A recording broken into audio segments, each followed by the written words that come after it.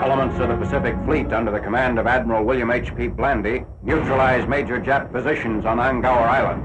Like nearby Peleliu, Angaur had also been subjected to a series of heavy bombardments by ships and aircraft prior to this final pre-invasion assault.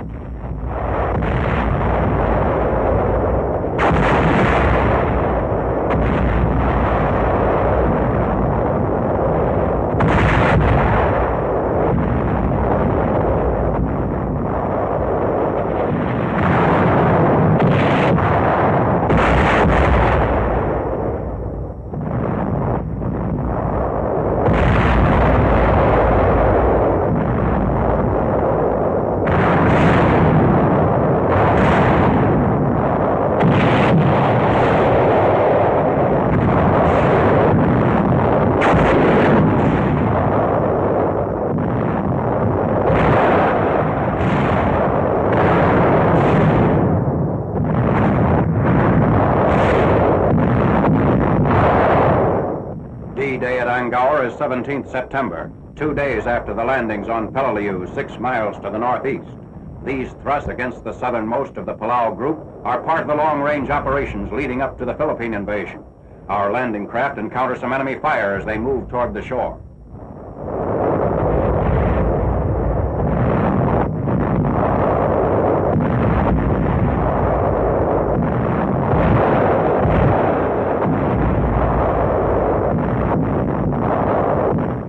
The 81st Army Division is assigned the relatively smooth beaches on the northern side of Angaur for their attack. This is the 81st, or Wildcat Division's baptism of fire. It was a regular Army outfit serving during World War I, but was not reconstituted until 2 years ago.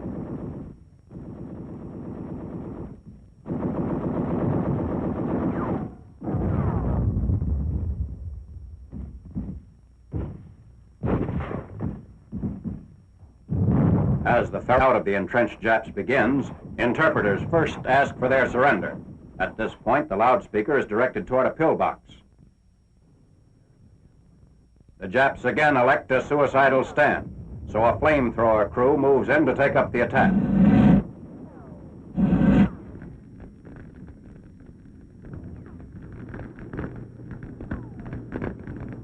While our troops found a small garrison on Angaur, the Jap hideouts were like the unbelievably strong and ingeniously concealed fortifications throughout the Palau invasion areas. By D+2, our beachheads are quickly consolidated and units of the 81st control more than half the island.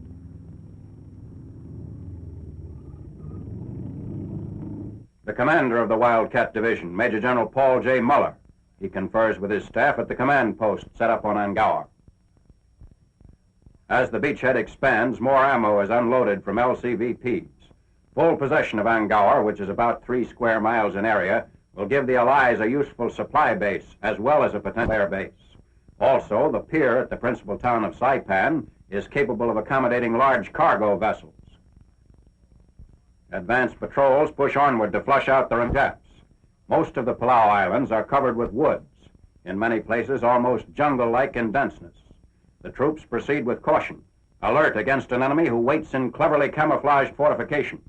Each time one of these caves is discovered, it has to be burned out or blown up.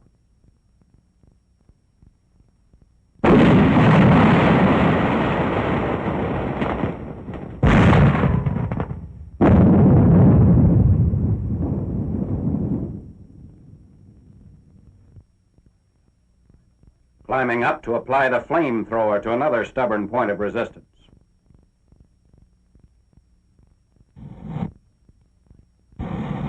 Riflemen cover the burning pillbox in case the Japs come out.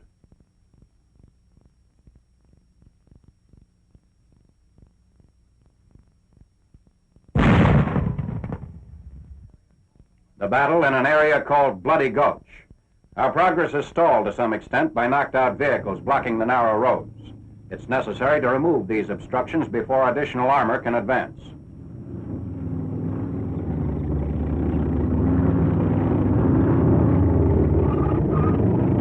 The main battle is on. Tanks are ready to open fire.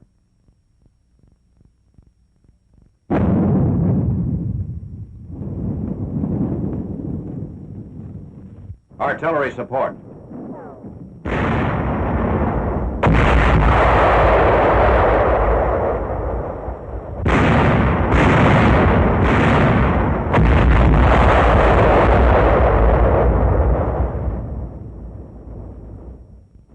infantrymen press forward to complete the cleanup of the position.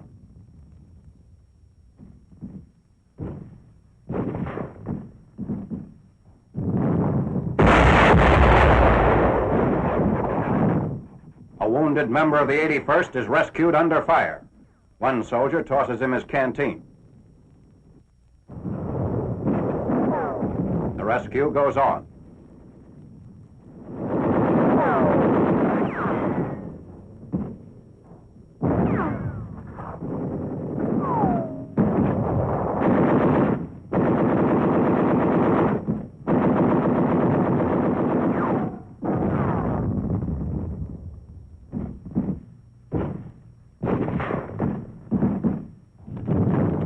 This final phase of the fight for Bloody Gulch brings machine guns and mortars into action.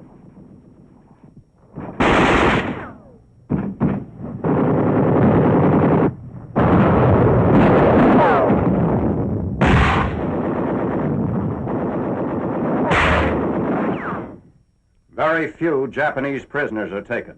An example of the suicidal stand of the enemy is shown in these figures. By the evening of the 19th, only 2 Japs had been captured. 173 had been killed. The prisoners are interrogated by Japanese-speaking Americans.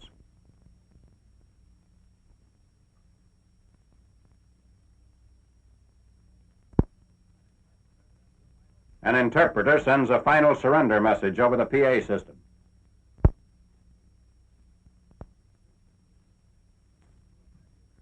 The principal objectives are taken. Troops move into the town of Saipan, whose capture splits the island in 2, isolating the few remaining defenders. The town radio station. Patrols in the still burning village eliminate sniper groups.